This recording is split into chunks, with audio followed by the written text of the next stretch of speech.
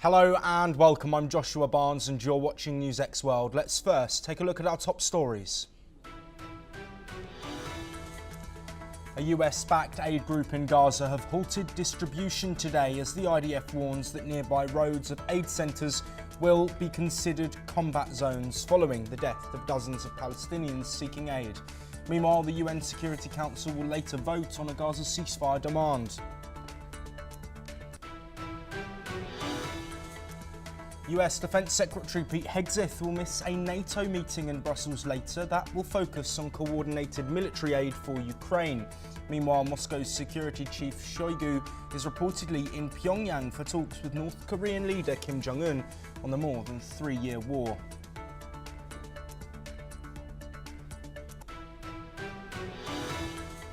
Iran's supreme leader Ayatollah Ali Khamenei says that the US nuclear proposal is against national interest as Iran's president says the country won't bow to US pressure.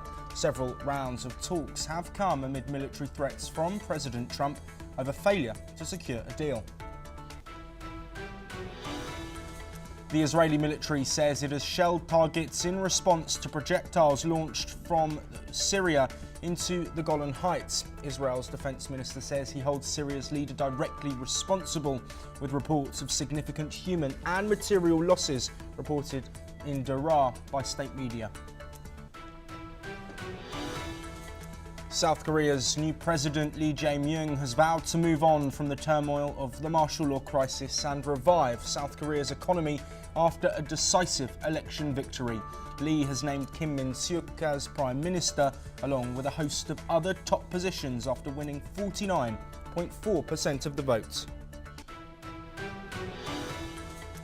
Taiwanese President Lai Ching-te says that the world will never forget the Tiananmen Square crackdown marking the 36th anniversary. On June the 4th, 1989, Chinese troops opened fire on a student-led protest, as Marco Rubio also praises the courage of those killed.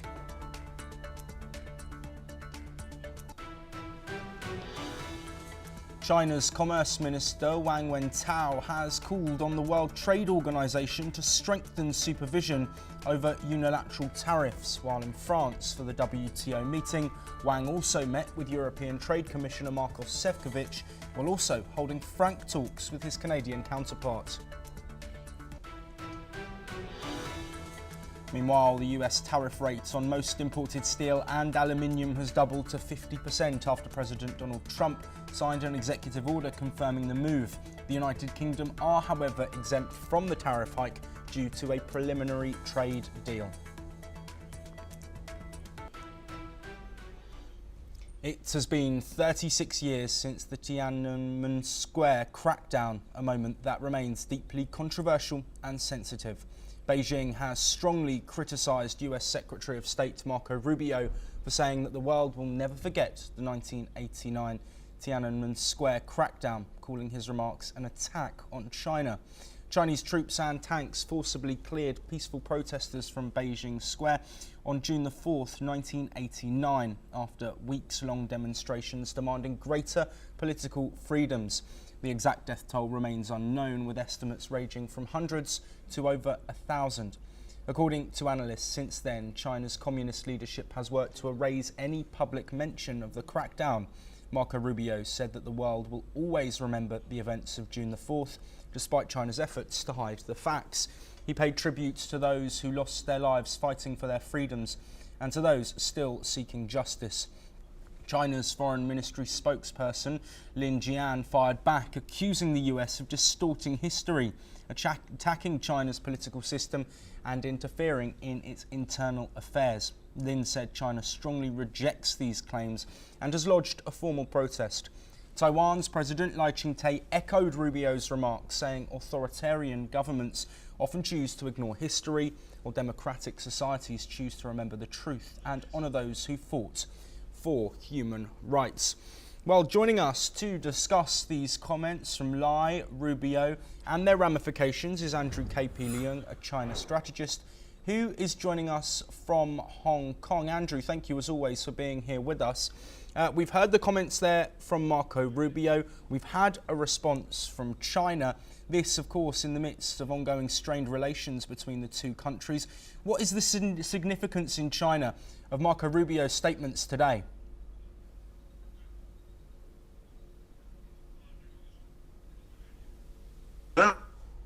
Well, while we wait for Andrew to reconnect there, this, of course, a moment that Lai Ching-te has spoken about celebrating the 36th anniversary of an event which took place in China.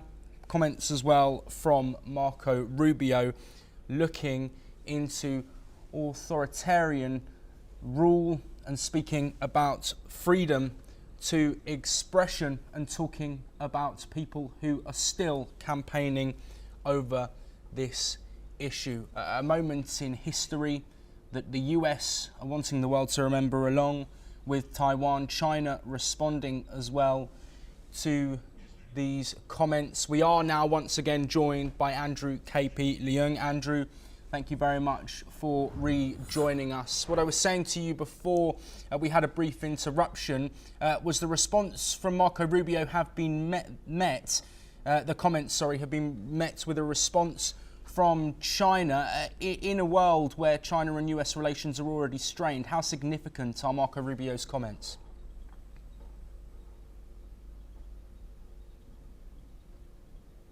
Hello, are you asking me? Yes, Andrew, we're speaking to you. Oh, thank you. Thank you very much indeed. Yeah. Well, I think that the world is still looking at what happened to China 36 years ago, and a lot of water has passed under the bridge. I mean, China is no longer the China at the time when the whole world was focusing on the person standing in front of the tank on Tiananmen Square. China has since grown to be the world's second largest economy, and is now developing its technology, cutting-edge technology that defines the fourth and the fifth industrial revolution, like DeepSeek, and creating and managing and operating its own independently operated space station. So I think that China has got a lot of progress, both economically, technologically, scientifically, under the tutelage of the Chinese Communist Party. And in fact, that sad chapter on Tiananmen Square was long forgotten by a lot of people.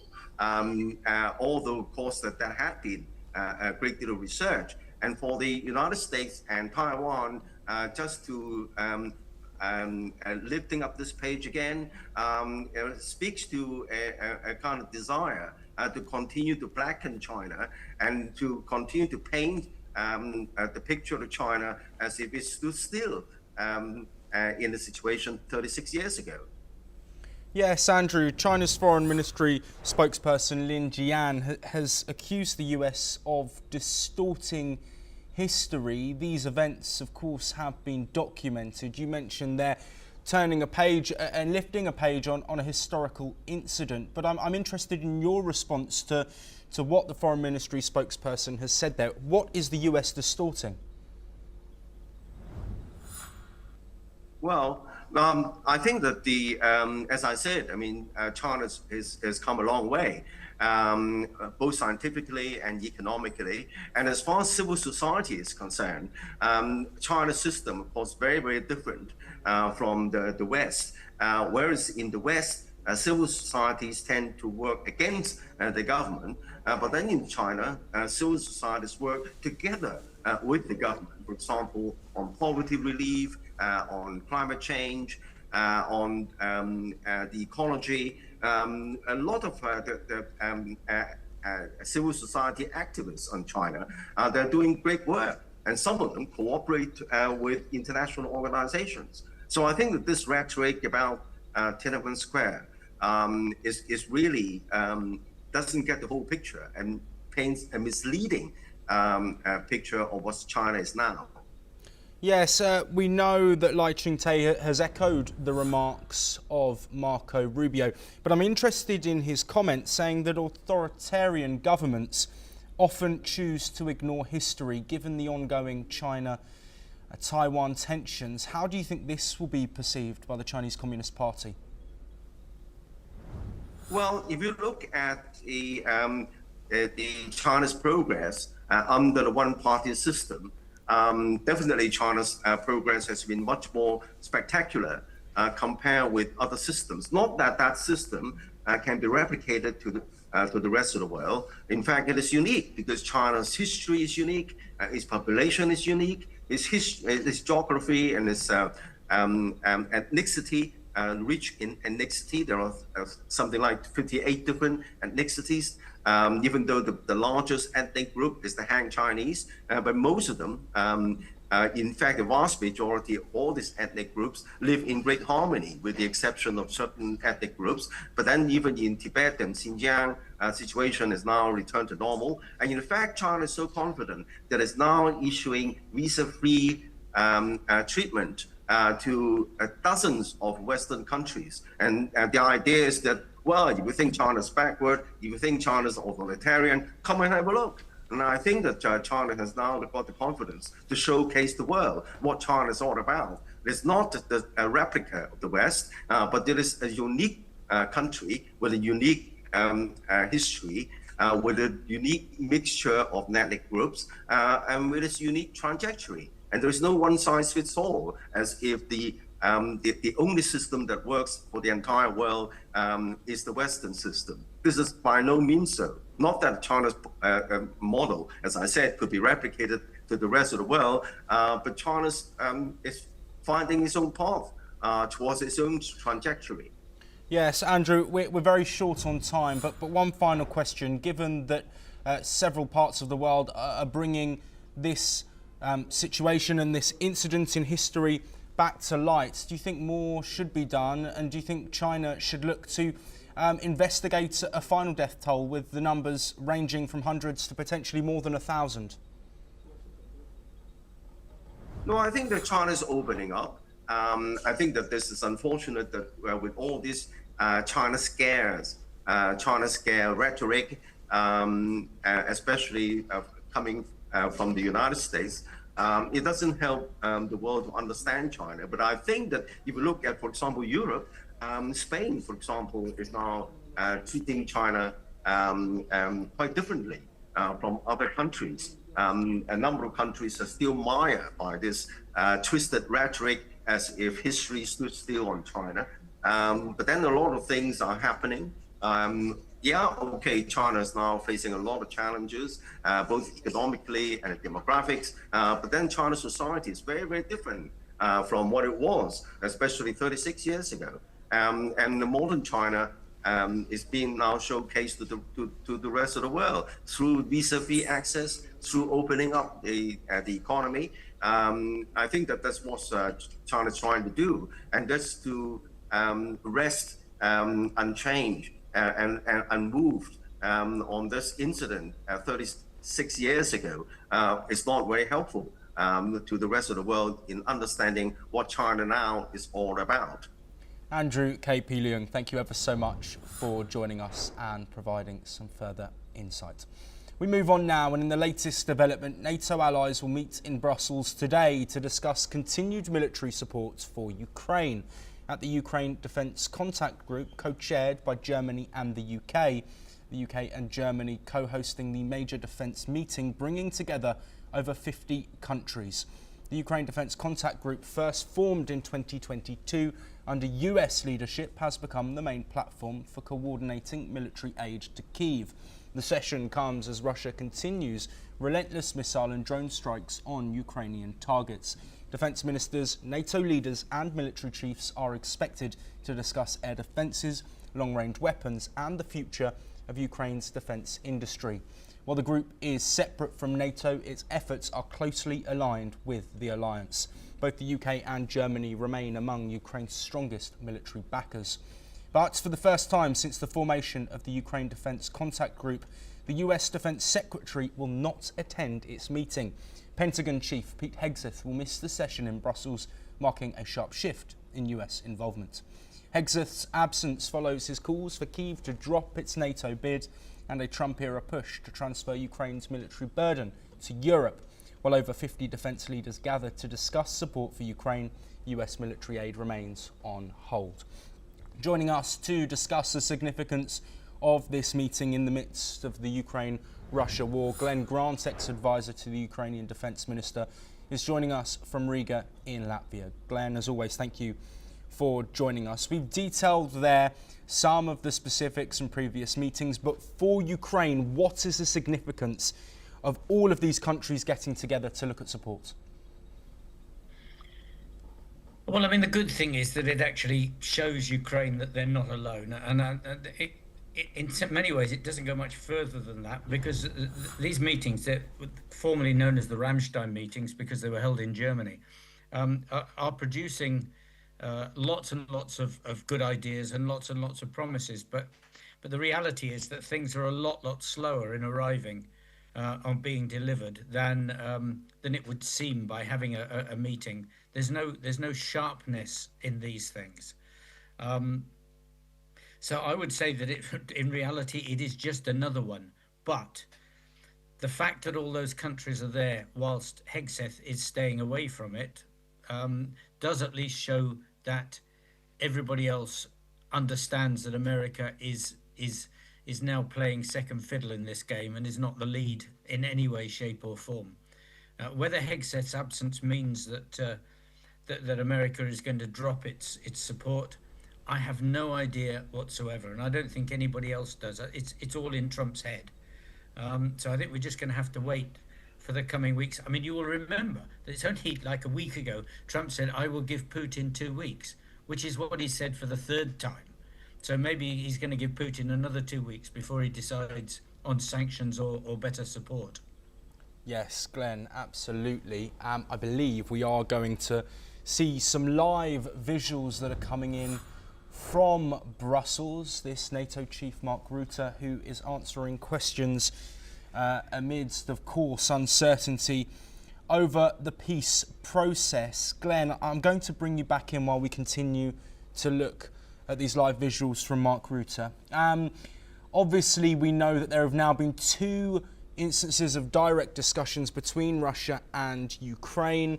Volodymyr Zelensky calling for sanctions. This meeting looking at military aid. The US is going to be pivotal potentially to both, with EU nations already placing continuing sanctions on Russia. How important is it that it's a joint sort of operation, not just looking at defence for Ukraine, but also looking at pressure on Russia? Well, I mean, pressure on Russia is needed because they've made it absolutely clear that they're not seeking peace in any other way other than capitulation of Ukraine. I mean, Medvedev said that this week, and also the Russian ambassador to the United Nations has said exactly the same. So this is the Russian line: is either you give in or we just keep going. So discussions are pretty pointless in that respect because Ukraine can't give in because it's fighting for its own sovereignty.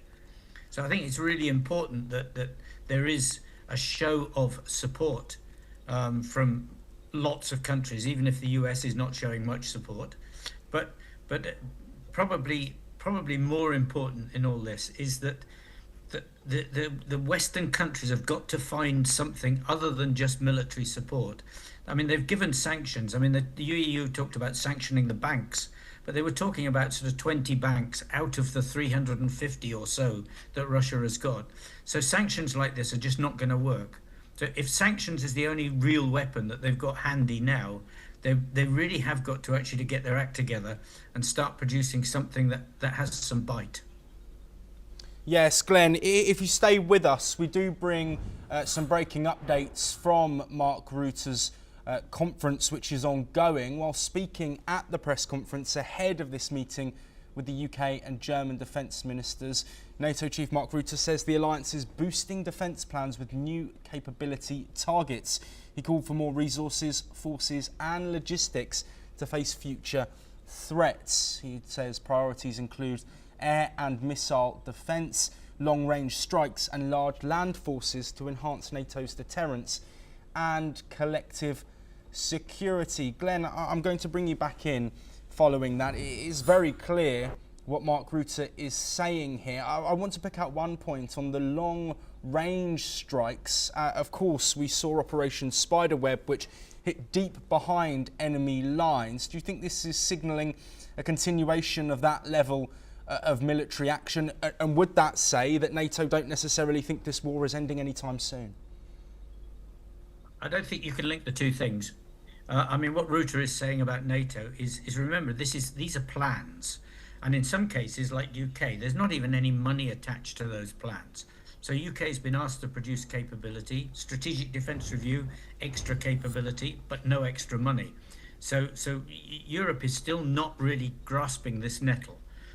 On the terms of long-range strikes, well, what Ukraine has done with its recent thing is shown that, you know, not only missiles can actually do damage at long range.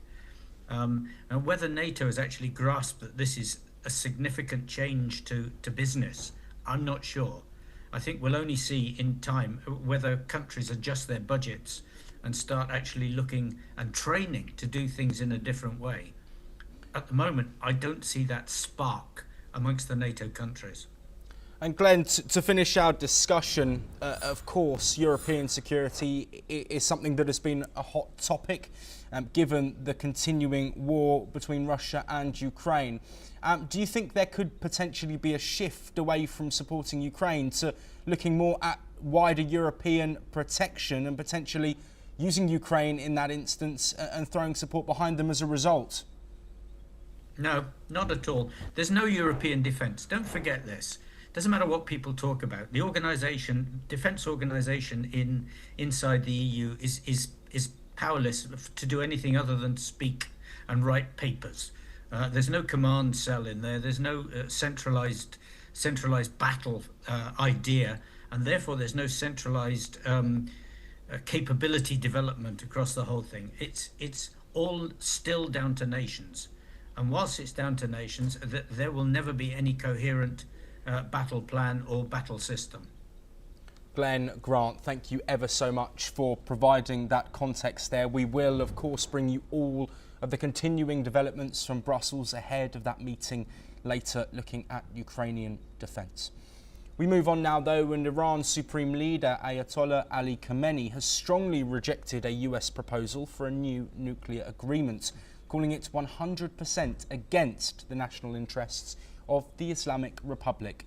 In a televised speech, Khamenei criticised the plan, which was delivered via Omani mediators, and said the United States had no right to dictate whether Iran should continue its uranium enrichment program or not. He called enrichment the key to Iran's nuclear program and said the proposal violates Iran's principles of self-reliance and the ideals of the 1979 Islamic Revolution. Let's listen in to what Iran's Supreme Leader has had to say. اولین مطلبی که ما در باب هسته‌ای به طرف‌های آمریکایی و غیره میگیم اینه که شما چه کاره‌اید، چرا دخالت میکنید که ایران باید غنیسازی داشته باشه یا نداشته باشه؟ به شما چه؟ استقلال معناش اینه منتظر چراغ سبز آمریکا و امثال آمریکا نباشه، نگران چراغ قرمز آمریکا و امثال آمریکا نباشه. Well, the proposal was presented last Saturday by President Donald Trump's envoy to the Middle East, Steve Witkoff. Reportedly, the interim plan would allow Iran to continue low-level enrichment while a longer-term deal is negotiated. 5 rounds of talks have remained inconclusive as major sticking points remain, especially Iran's refusal to halt nuclear enrichment. Reportedly, Iran is open to a US proposal involving a regional Iranian enrichment consortium, provided that it is located inside Iran. Meanwhile, earlier today, Iranian President Masoud Pezeshkian also echoed the same sentiment, reaffirming Tehran's hardline position, stating that Iran will not bow to US pressure to dismantle its nuclear program. Washington has so far insisted on zero enrichment and has threatened to increase pressure if a deal is not reached, reviving the maximum pressure campaign that began during Trump's first term. Iran, however, says that its nuclear activities are for peaceful purposes and denies that they are trying to build any nuclear weapon. Well, several developments there in the ongoing nuclear talks between Iran and the US. Joining us to discuss them is Professor Madhav Nalapat, editorial director of the Sunday Guardian, who is joining us from Trivandrum. Professor Nalapat, thank you as always for being here. Let's look at these comments from Iran's supreme leader, saying that the deal that the US has presented is not in its national interests. They have said they are willing to potentially compromise. Do you think those earlier comments are now outdated and Iran's precedent has been set? Well, first of all, I'm not in Trivandrum. I'm very much in the national capital, Delhi. But I'd like to point out that, do you remember what happened to Muammar Gaddafi? Do you remember what happened to Saddam Hussein after they gave up their WMD? At that time, I had said, after Gaddafi was so brutally killed, that North Korea will never surrender its nuclear assets, and Kim has clung on to them because he knows that's his only protection against an attack by the Western powers. He's not worried about South Korea, he's worried about the Western powers. Now, judging by their track record of basically persuading a country to give WMD, and then when it's perfectly safe, invade them. Iraq, do you think so many American troops would have gone into Iraq if there was really a feeling that Saddam Hussein had chemical or any other weapons?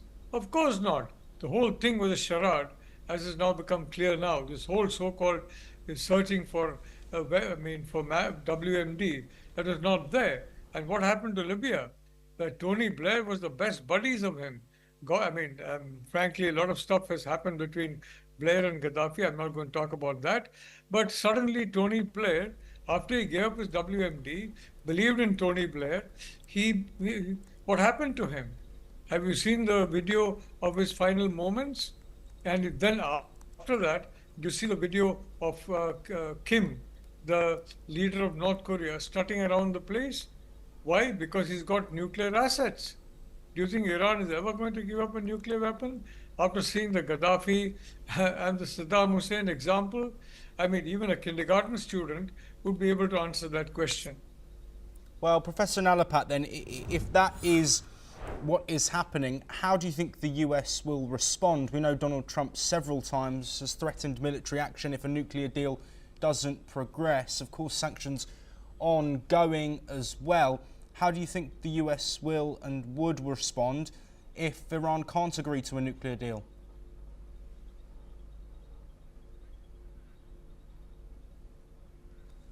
We're just waiting for Professor Madhav Nalapat to rejoin us, but as we do, just providing some context, of course, 5 rounds of talks have taken place. This as the US have threatened military action, Donald Trump being very clear in his call for talks to progress and continue progressing, taking place in Oman, taking place in Rome as well. We wait to see, of course, if a breakthrough can be made, but current proposals have not yet been agreed to. We are once again joined by Professor Madhav Nalapat. Very quickly, Professor Nalapat, because we are running shorter on time, but how do we expect the US to respond if these talks don't progress? Look, Trump tore up the first Iran deal, the Obama-Iran deal, as soon as he got his first term. Do you think he's going to make any concession to Iran the second term? I don't think so. If anything, he's going to harden his position, and he will join Bibi Netanyahu in that. Israel, quite naturally, because the existential nature of the threat it has from the IRGC and affiliates of the IRGC, that is Hamas and Hezbollah, is going all out after Iran's nuclear arsenal. I personally believe that these talks are going to fail, and after that, the best Iran can hope for is that the US does not directly join in a complete attack on Iran's nuclear assets by Netanyahu. But there's no doubt that Netanyahu, because Iran is an existential threat to the existence of Jewish people, forget about the state of Israel, the existence of Jewish people, you please read their propaganda tracts, please read their speeches. It's all about the Jewish people. And not just the state of Israel. So the reality is, frankly, I never expected these talks to go anywhere. If you check back, you'll find I've been skeptical from the start. I don't expect it to go anywhere. Iran will not want to give up its nuclear assets unless it's forced to by sheer, military force, because it has seen the experience of Gaddafi and Saddam and is looking at the comfortable way in which Kim is doing. Why? Because he has nuclear assets. So he's never going to, Iran, I can tell you, is never going to give up his nuclear assets. And Khamenei was very forthright on that. And the Prime Minister, Khamenei is the supreme leader. The Prime Minister works under him, has got to parrot that. So frankly, if you're expecting any kind of a deal on the terms that President Trump wants, you're not going to get it. Any kind of a deal on the terms the Iranians want, you're not going to get it. I think, frankly, this is going nowhere. Thank you.